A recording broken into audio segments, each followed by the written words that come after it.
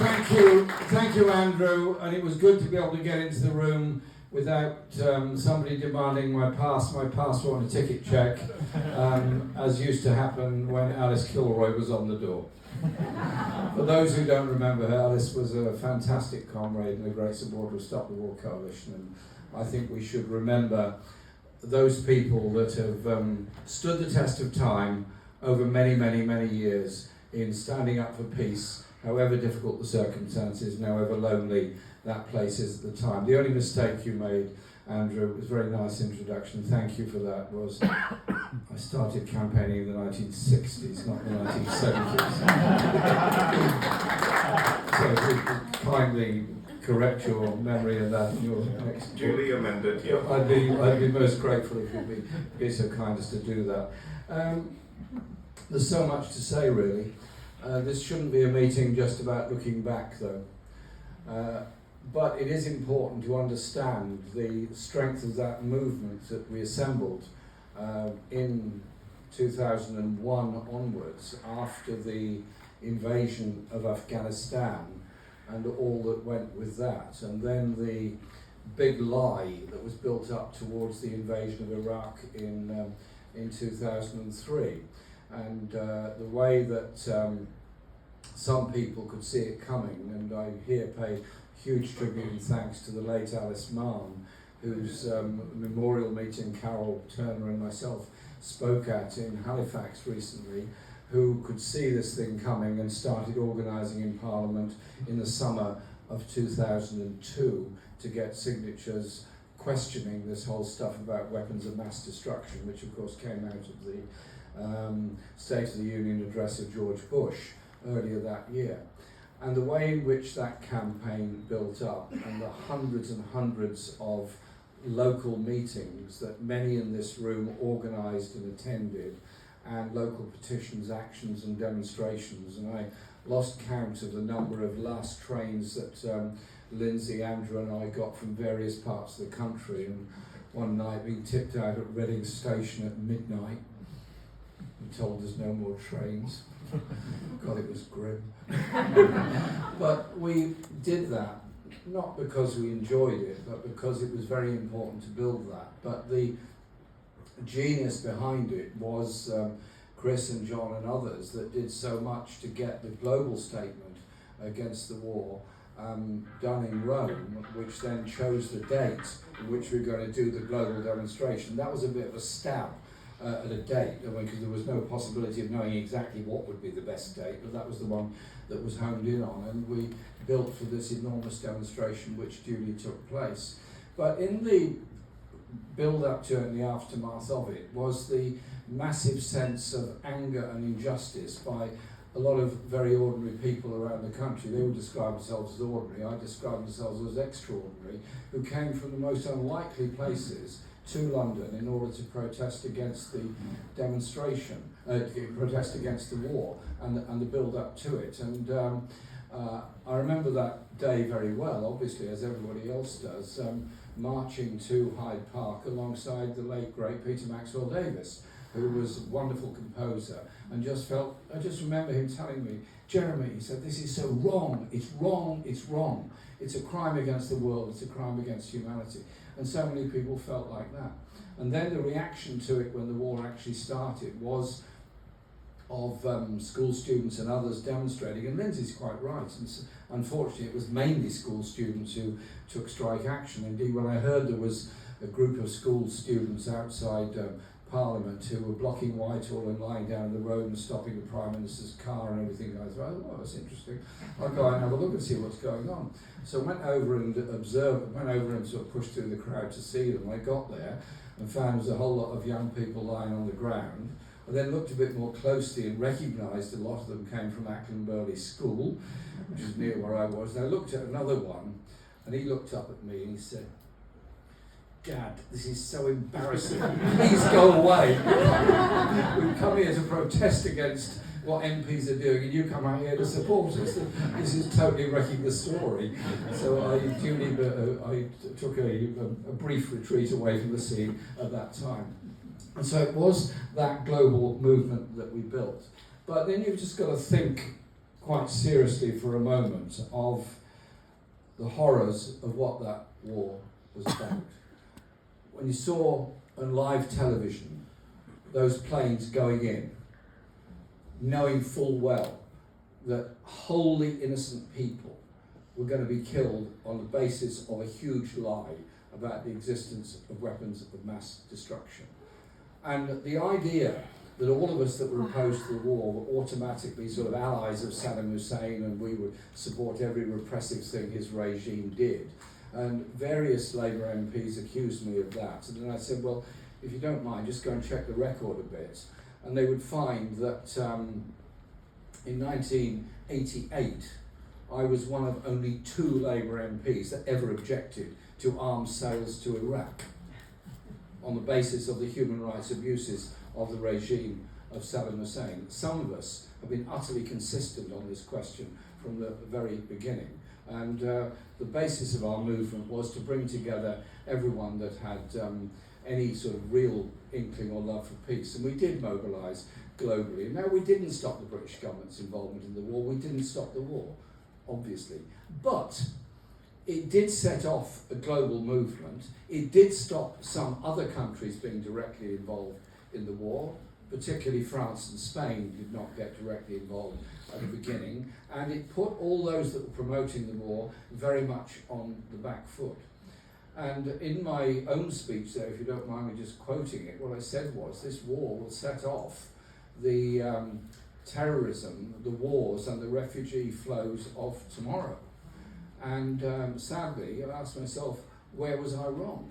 And the abuse of human rights that's followed ever since 2001, including Guantanamo Bay, but that's not the only abuse of human rights that has gone on.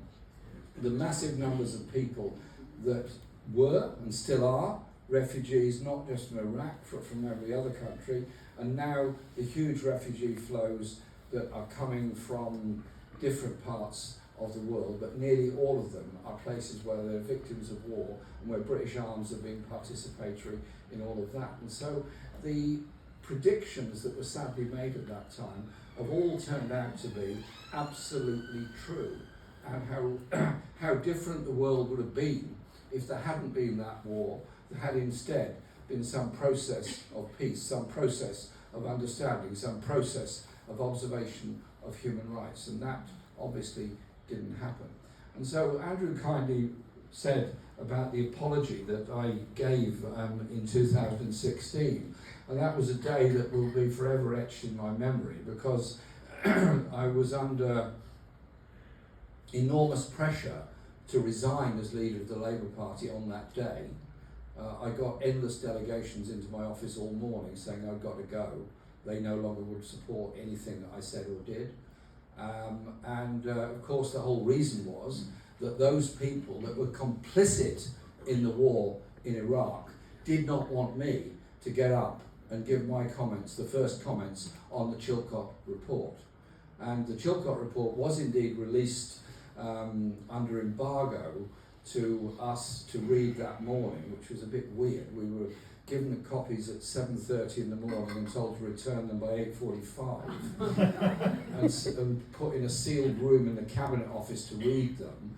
And there were 3 of us, so we sort of, I took pages 1 to 600, Seamus took 600 to 1200, Jennifer Larby took 1200 till the end or something. And we ploughed through this stuff as best we could in order to prepare a response to it. What a ludicrous way of being able to perform in government. But nevertheless, it was a highly significant and a highly important report. It was only achieved because of the opposition many of us had mounted to the Butler inquiry and many others that were essentially whitewashing the whole process, so we eventually got Chilcot. But to me, the more important part of the day was later on going to Church House to an audience of families of British service people who had lost their lives in Iraq, as well as families of Iraqi people who had lost, families of Iraqi victims of the war as well. And it was a very poignant occasion. Some people in this room were there at that time. There was utter silence in the room. And I went through a number of things. If you don't mind, Andy, if I just quote 3 paragraphs from it.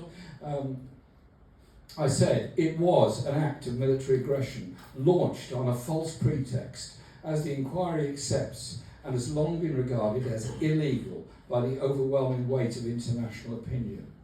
And then goes on later on. The US-British occupation fostered a lethal sectarianism that turned into a civil war. Instead of protecting security at home or abroad, the war fueled and spread terrorism across the region, including the countries that launched it. Sunday's suicide bomb in Baghdad, which killed over 250 people, the deadliest so far, was carried out by a group whose origins lie in the aftermath of the invasion. That brutality, that bombing, Fallujah and so much else led to the growth of the most awful irrational forces and the most awful irrational responses. As family after family were just burying their loved ones, death after death came, destruction came. And who benefited from this? Who benefited from this? Those that sold the weapons, those that sold the planes, and those that sold the lie of the need to go to war in Iraq in the first place. And I feel that a terrible wrong was done on that day and on that occasion. And whilst we can't change what happened at that time, we can at least remember, I think with pride, the role that all of us played in trying to stop that war and trying to move into a more peaceful world and a more peaceful future. But it didn't stop the wars. You think what came afterwards?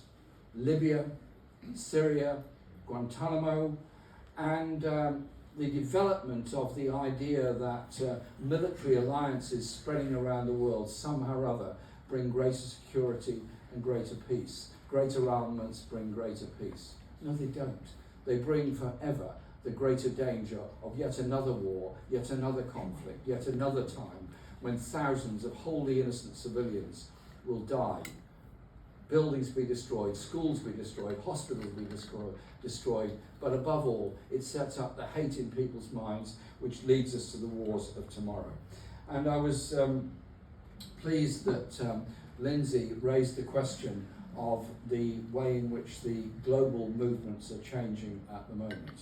The Australia-UK-US Pact has now been signed, and at the same day it was signed, the British government announced that our defence expenditure is going up from the baseline of 2% of gross national expenditure to 2.5% of gross national expenditure, shortly to go up to 3% of gross national expenditure. And last week in the budget, £5 billion was announced immediately more on defence expenditure, 11 billion more over the next decade, plus the inflation rate that will obviously increase that amount even more. So at a time when there are 4 million children living in poverty in Britain, when health service workers are under the most unbelievable stress trying to cope with the needs of the population, when there's a food bank in every town and village in this country, we're spending a huge amount more on defence and setting up for a new Cold War with China. Even Harold Wilson's government in the 1960s, when I profoundly disagreed with his view on the Vietnam War, at least had the sense to withdraw from east of Suez and say that Britain's military engagement should be closer to home if there was to be one.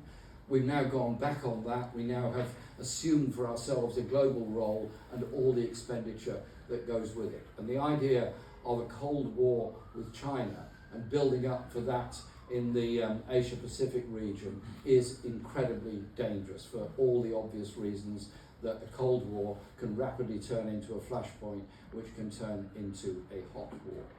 And so I think there have to be voices for peace. Now, this has been overshadowed by a number of other wars. The wars that are taking place around the world, there are many. Most don't get reported at all. Most only get reported en passant, so to speak. And so the horrors of mining-inspired conflict in the Congo gets barely a mention anywhere in the world. The way in which the people of West Papua are treated by the Indonesian government, and the British supply of weapons to Indonesia to treat them in that way barely gets a mention anywhere. And there are many, many other examples around the world where the greed for natural resources is then inconvenienced by the presence of indigenous peoples, in the case of West Papua, who have a different idea of their own future. And so it is all that greed that leads to wars as well, and that is the motor force behind so much of it. And then you have the situation in Ukraine at the present time. Now let's be clear about this. The Russian invasion of Ukraine is utterly and totally wrong. It's illegal in every form, and I do not support it in any way whatsoever. I think the horror is that nobody on the international stage so far, maybe there's some changes today, appears to be doing anything to try to resolve the conflict by promoting some kind of détente, some kind of peace agreement, some kind of ceasefire, in order to save life, to save the lives of people in Ukraine, to save the lives of conscripted Russian soldiers as well. We're against war, and we look for a path to peace to bring that about. That's why Tony Benn went to see Saddam Hussein before the Iraq War. He felt there was a possibility of achieving something in that way, and I think we have to always search for and try to achieve that. But what frightens me at the present time is that there is a huge growth in military expenditure all over the world. There's a huge increase in the value of the share prices of all the arms manufacturers. And when you come out of Parliament every night, you walk into the tube station at Westminster, go down the steps to join the Jubilee line, and what do you see there but an enormous picture of a missile created by British Aerospace and being told, this is our future. And so, are we to become a nation that spends billions on arms and weapons, assumes for itself a global role, whilst at the same time presiding over the most grotesque levels of inequality and poverty that I've ever seen in my lifetime, and underfunding all of our public services, knowing full well that all this could lead to future wars and future conflicts in other places? And then you look at the issues that face the planet. There are more people who are refugees now than there have ever been at any point in recorded history. It's somewhere around 70 million people are either internally or internationally displaced people. And all of them, human beings, just like all of us in this room, all of us, some in this room have been, could be in the same situation ourselves and looking for some place of safety in a refugee camp or something else. All of us wanting to make something of our lives, to contribute to the world, but instead we're told we're refugees and don't belong. And I feel very passionately that the treatment of refugees is symptomatic of a sickness in our society, that Parliament passes a law to make it illegal to try and get to this country in a small boat. I was over in Calais last month talking to those people. They're desperate. They're desperate. They come from Iraq, they come from Afghanistan, they come from Sudan, they come from Palestine, they come from Yemen, they come from Libya. They come from lots of countries, all of which have conflicts within them. They're just trying to survive in this world. What are we going to do? Criminalise them. Send their children to Rwanda. Put them in prison. For what? Just because they've had the temerity to seek a place of safety. And they have managed to get through barbed wire and electronic surveillance to get even as far as Calais to try and get to this country. What has happened to our humanity? What has happened to our humanity that we cannot even treat them as deep, normal human beings? And I absolutely welcome and support the refugees that have come to this country from Ukraine. I wish them well, I support them, they're in my constituency, they're in everybody else's. But why can't we treat every other refugee in the same way? Giving them the right to live, the right to work.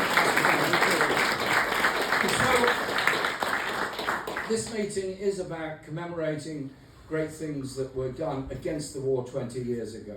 But it's with a sense of sadness we have this meeting, because of all the conflicts and all the wars that have taken place, and the danger of the direction the world is now going. What faces the planet?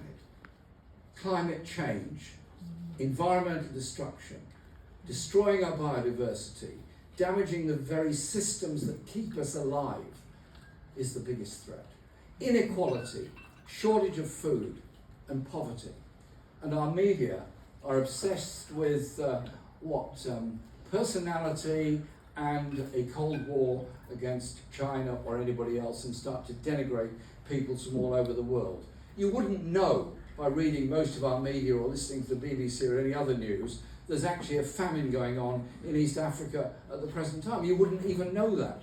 You wouldn't know about the other conflicts that I've mentioned anywhere in the world. So it's up to us to be able to build that alternative voice. It's up to us to build that alternative method of communications.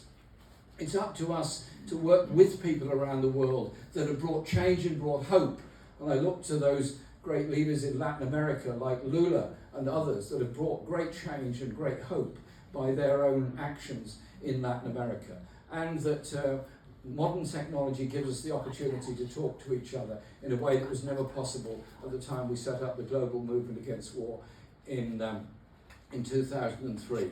So let's tonight remember, thank, and remember with pride what everybody did to try and oppose this war, but above all dedicate ourselves towards building a world of peace, not a world of greed, so that the refugees can make their contribution, so that the poor and the hungry do get education, do get housing, do get healthcare, and do get the opportunity to make their contribution to the world. And instead, we take away those resources for weapons of mass destruction, knowing full well every pound spent on those weapons is a pound not spent on education, not spent on health, not spent on housing, not spent on water or anything else that's needed anywhere in the world. So the Stop the War Coalition should be very proud of what we achieved, how we brought people together, and how it survived despite the attacks that are made upon it all the time. I'm about to go and write the headlines of the attacks that will be made on us for being here tonight. Can I just say, Andrew and everyone else, thank you very much for everything you've done. Thank you very much for the friendship and the solidarity that the Stop the War movement, CND, and all the others have brought to try and bring about a world where we're not destroyed by nuclear annihilation or war, but instead we bequeath a world to our children that's one of hope, one of security, and one of safety, real security. Food, education, health, housing, and above all, hope. That's real security. Thank you.